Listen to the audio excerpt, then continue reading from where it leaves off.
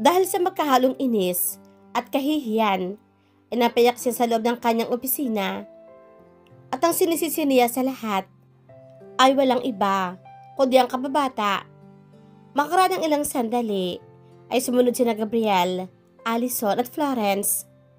Steph, bakit ka ba nag-walkout sa meeting? Salubong ang mga kilay na tanong ni Florence. Ano bang masama sa sinabi ni Gabby? Totoo lang naman ang sinabi niya, di ba? Honestly, narinig din kita. Hindi siya kumibo. Nanatili lang siya nakatalikod upang maikubli ang mga luha na naglalanda sa kanyang mga pisngi. Steph, are you alright? Nagadalang lumapit si Florence sa kapatid at bago pa maitago ni Stephanie ang mukha, ay nakita na iyon ng kanyang ate. Umiiyak ka ba, Stephanie? Nagatakang bulala si Florence. Napatingin ito sa dalawang kasama. Lumapit sina Gabriel at Allison. Ate Steph, para ka naman palang bata eh. Tatawa-tawang wika ng binata. Ano bang iniiyak-iyak mo dyan? Parang sinabi ko lang naman kung ano ang narinig ko eh. Tinignan naman sama ni Stephanie ang bunsong kapatid, pero ngumiti lang ito. Para ka naman palang si Charles eh. Ang sabi pa ni Gabriel, sabay upo sa gilid ng mesa. Mabuti na lang pala at hindi ako naging babae dahil kung nagkataon ay baka pareho ninyo ako.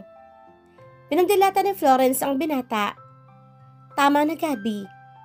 Nagkibit balikat lamang si Gabby. Nakipag-apiran pa ito kay Ali na maluwang naman ang ngiti. You two, lumabas na kayo. Taboy ni Florence sa dalawa. Sa halip na humingi ng paumanhin, ay lalo pa kayo nang iinis. Sumimangot si Allison, sabay talikod patungo sa pinto. Masungit. Hindi pa rin nawawala nakakulokong ngiti sa mga labi ni Gabriel nang sumunod dito kay Ali. Pero bago tuloy ang lumabas, ay may parinig pa ito. Hay nako, ang mga babae nga naman. Kahit anong pamimilit sa kanya ng nakatatandang kapatid, ay hindi siya umamin dito. Pinanindigan pa rin niyang galit siya kay Ding, kaya kahit hindi na siya sigurado kung iyon pa rin ang kanyang nararamdaman. Nang hapong iyon, ay mag-isa lamang siya bumaba. Sinadya niyang agahan ang paglabas ng opisina upang wala siyang makasabay na pinsan. Papalapit na siya sa kanyang sasakyan nang mapansin niya ang pamilyar na kotse ni Kenny. May dalawang sasakyan ang pagitan sa kanyang sasakyan. Wala sana siyang balak na pansinin iyon, pero bumukas ang pintuan sa driver's seat at lumabas ang Amerikano.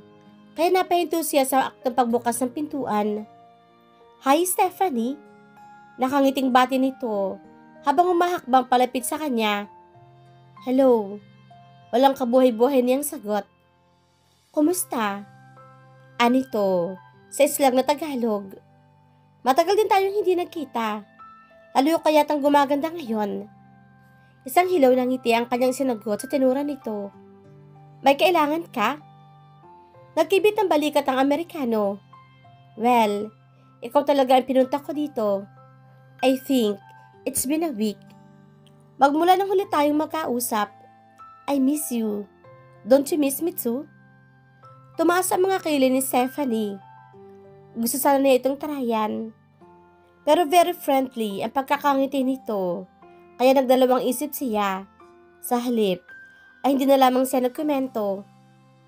Can I invite you out? Anang Amerikano. Matagal na tayong hindi nakakalabas. So I guess, pwede mo akong pagbigyan ngayon. Ha? Agad gumana ang isip niya upang maghanap ng maidadahilan. Sandali lang naman eh. Giit ng lalaki. After dinner, ihahatid din kita pa uwi. Eh, may lakad kasi ako ngayon, Kenny, nasabi niya. As much as I want to, hindi talaga pwede. Kahit sandali lang. Come on, it won't take us an hour. I just want to talk to you. That's all. Umiling siya at nagpakawala ng ngiting nagpapaunawa. I'm sorry talaga. Sa ibang pagkakataon na lang siguro. Biglang napalis ang ngiti sa mga labi ni Kenny. Tumimang anyo nito. But I insist, kung hindi kita madadala sa pakiusap, Siguro, dadaanin na lamang kita sa pilit. Kinutuban ng hindi maganda si Stephanie na makita ang talim sa mga mata ng kaharap. Umilap ang kanyang mga mata. Come on, Stephanie. Wala namang mawawala sa'yo. Just come with me. At wala tayong magiging problema. Muling bumalik ang malumari na anyo ng lalaki. Magdi-dinner lamang tayo. Sinabi ko nang hindi ako sasama sa'yo. Kaya pwede ba? Iwan mo na lang ako. Kenny. Pilit nagpapakahinahong wika niya. Please, umalis ka na. Bumalasik ang anyo ni Kenny. Gusto mo ba talaga masaktan? Umiling siya at binuksan ang pinto ng sasakyan. Pero bago pa man siya makalulan sa kotse, ay sinunggabanan siya ni Kenny sa baywang. Sisigaw na sana siya, pero tinakpan nito ng panyo ang kanyang bibig. May nalanghap siyang kung anong amoy at pagkatapos na yun, ay nagdilim na ang lahat sa kanya. Papasok ang kotse ni Ding sa parking lot. Nang matanawan niya si Stephanie at ang lalaking kausap nito. Hindi natuloy ang binata sa pag-alis. Dahil sa huling sandali, ay na-realize niyang hindi pa siya handang i-give up si Stephanie. Matagal niyang inalagaan sa kanyang dibdib ang pagtingin niya sa dalaga. Mga taon ang binilang niya bago siya nagkaroon ng lakas ng loob na magtapat dito. Kaya hindi siya makakapayag na mauwi lamang sa wala ang kanyang paghihintay. Hindi na rin naman magiging normal ang kanyang buhay kung lalayo siyang muli dito. Dahil sigurado siya, hindi pa rin niya basta-basta makakalimutan ng dalaga. Dalawa lang naman ang kanyang choice at iyon ay ang patuloy na paglaban ng kanyang damdamin o mamatay ng unti-unti, and he chose to live. Alam niyang mahihirapan siya at sigurado ay matatagalan ang kanyang paghihintay bago pa siya mapatawad ni Stephanie. But so what? Nakahanda siya maghintay kahit habang buhay. Ipinarada niya ang kotse sa bakanteng espasyo, di kalayuan sa dalawa. Pero hindi kaagad siya bumaba. Ilang sandali muna niyang pinagmamasdan ng mga ito habang nasa kanyang dibdib ang hindi maipaliwanag na paninubugho. Kung hindi siya nagkakamali, ang kausap ni Stephanie ay ang Amerikanong maliligaw na sinasabi na sa kanya ni na Ali at Courtney. Mukhang nakakaigihan ang dalawa. Naghintay siya. Maya-maya ay biglang napakunot-no ang binata na makatang sinunggaba ng Amerikano si Stephanie. Bigla siyang kinutuban ng hindi maganda, lalo nang dahan-dahang lumangay-ngay ang ulo ng dalaga sa balikat ng dayuhan. Dali-dali siyang lumabas ng sasakyan at tinungo ang kinaroroonan ng mga ito. Stephanie! Gulatan na palingon ng Amerikano nang marinig ang tinig ni Ding. Anong ginagawa mo sa kanya? Si Tania habang lumalapit. Ngumisi lamang si Kenny. May sinanyasan itong kung sino sa likuran ni Ding, kaya napalingon ng binata. Isang malakas sa palos sa ulo ang tinamo niya na nagpakawala sa kanyang malay. Dahan-dahan nagmulat ang mga mata si Stephanie. Hello, babe. Nakangiting bati sa kanya ni Kenny. Wala sa pagkakatayo ay umupo ito sa gilid ng higaan. Biglang napabalikwas ng bangon si Stephanie nang maalaala ang mga nangyari kanina, pero naging maagap si Kenny. Marahas siya nitong pinigilan sa magkabilang balikat at muling inihiga. Bitawan mo ako, impit niyang angil habang pumipiglas. Nasaan ako? Bakit mo ko dinala dito? Relax, babe. You're in good hands. Kalmadong wika ng lalaki. Narito ka sa bahay bakasyonan na binili ko. Tayo lamang nga nandito. Kaya kung ako ikaw, I will be very, very good. Kung ayaw mong magalit na naman ako sa'yo. Let me go, you bastard. Angil niya habang nagwawala. Bitawan mo ako. Kundi, sisigaw ako. Then, do it, babe.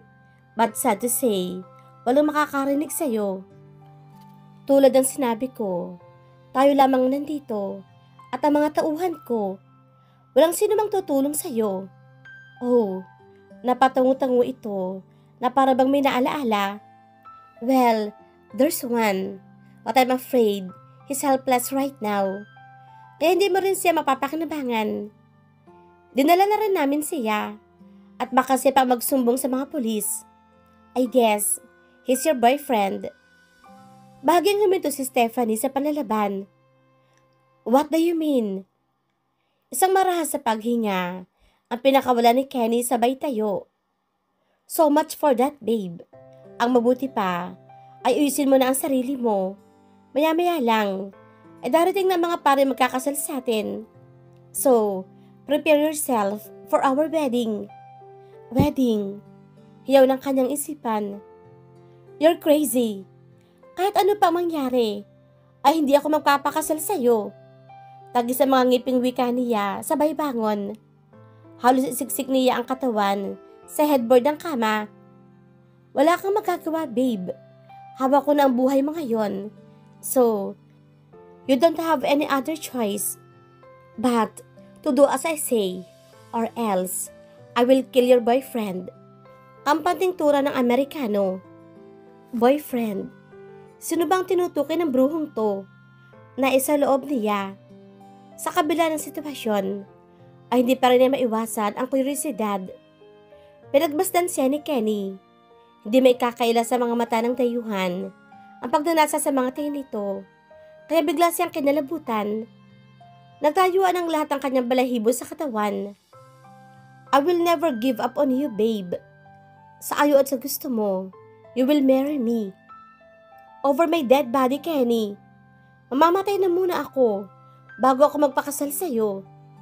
Let's see. Yes, at mapapahiya ka.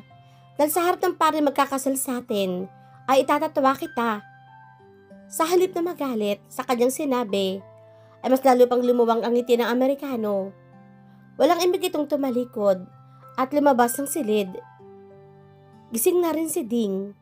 Nakagapos ang binata sa isang silya sa loob ng isang silid sa ibaba ng bahay.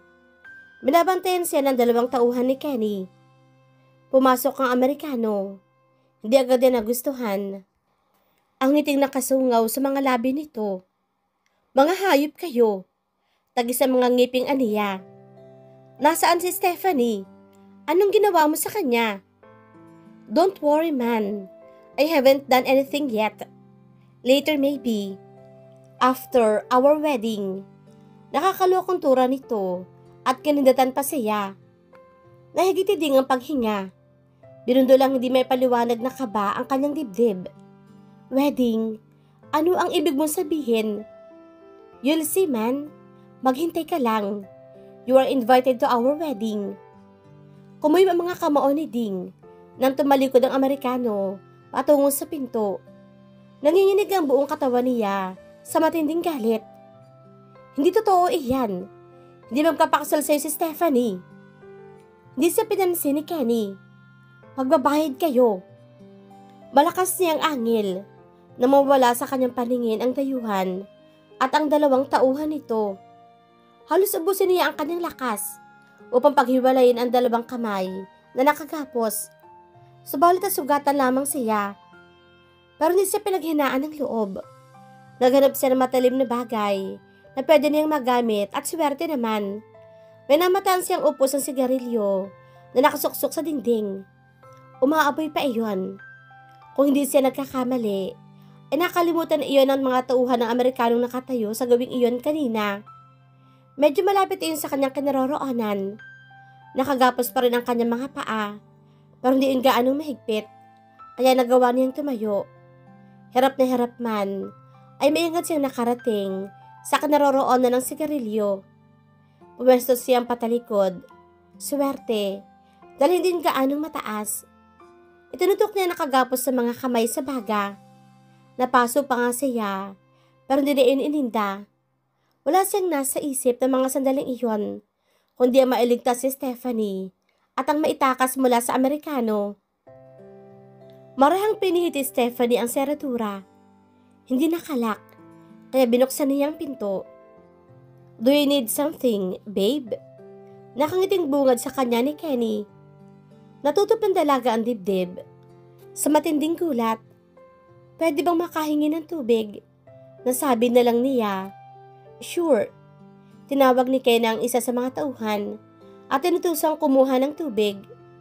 Habang nakalingat ang lalaki, ay pinagana ni Stephanie ang kanyang isipan na makaalis ang tauhan nito ay militong bumaling sa kanya at hindi siya nag-alinlangan.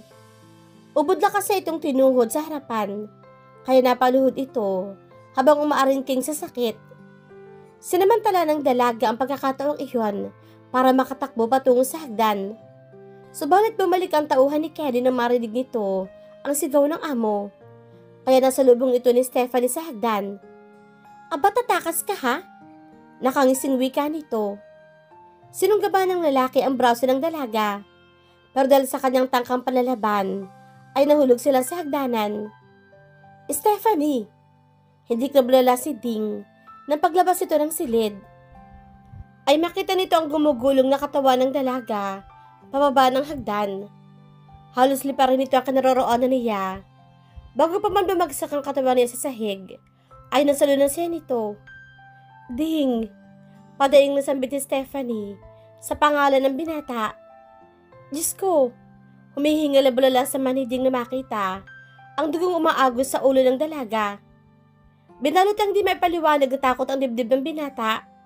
Napapikit ito at nayakap siya ng mahigpit. Ding, tulungan mo ako. Mahina, halos pabulong lamang. Pinipilit ako ni Kenny na magpakasal sa kanya. Pero ayoko. Ayoko, Ding. Huwag ka mag-alaala. Itatakas kita.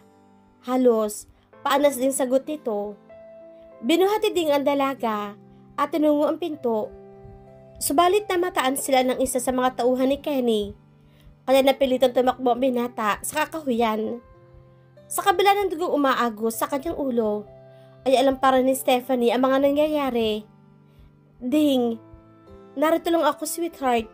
Huwag ka na mag-alaala. Hindi kita pababayaan. Kahit anong mangyari, ay hindi ka nila makukuha sa akin. Masuyong sagot niya sa gitna ng pagtakbo. Umangat ang mga palad ni Stephanie upang haplusin ang pisngi ng binata. Pagkatapos iyon, ay tuloy na nagdilim sa kanya ang lahat. Steph! Nakahinga na maluwag si Ding na matantong nawalan lamang ng malay si Stephanie. Hinaplos niya ang pisngi ng dalaga. Napapikit siya na makita ang dugo na patuloy na maago sa sugat nito. Diyos ko po, huwag mo po kaming pababayaan. Huwag ninyong kukunin sa akin si Stephanie. Naghanap siya ng lugar na pwede nilang pagtaguan at pagpahingahan na rin. Kailangan matigil ang pagdurugo ng sugat ni Stephanie. Sa awa ng Diyos, ay nakahanap naman siya ng ligtas sa lugar. Matapos mailipag ng maayos si Stephanie, ay naghanap siya ng mga halamang ligaw na pwedeng makatulong upang maampat ang pagdurugo ng ulo ng dalaga. Nilinis niya ang sugat ni Stephanie sa pamamagitan ng katas sa mga halamang nakita niya. Bagaman, at hindi naman gaanong malalim ang sugat, batid niyang delikado pa rin iyon kapag hindi napigil ang pagdurugo. Pagkatapos na linisin ang sugat, ay pinilas niya ang manggas ang kanyang long sleeve polo at saka pinantali sa ulo ng dalaga. Wala pa rin malay si Stephanie, kaya nagkaroon siya ng pagkakataon na mapagmasdan itong mabuti. Namumutla pa rin si Stephanie. Patuloy na marami na ang dugong nawala dito. Pero kahit sa ganoong ayos, maganda pa rin ang dalaga. Napahinga ng marahas si Ding. Pasuyo niyang hinaplos ang pisngi nito. Sana ay makatagal ka, sweetheart. Ipinapangako ko, ilalabas kita sa gulong ito. Bigyan mo lang ako ng pagkakataon.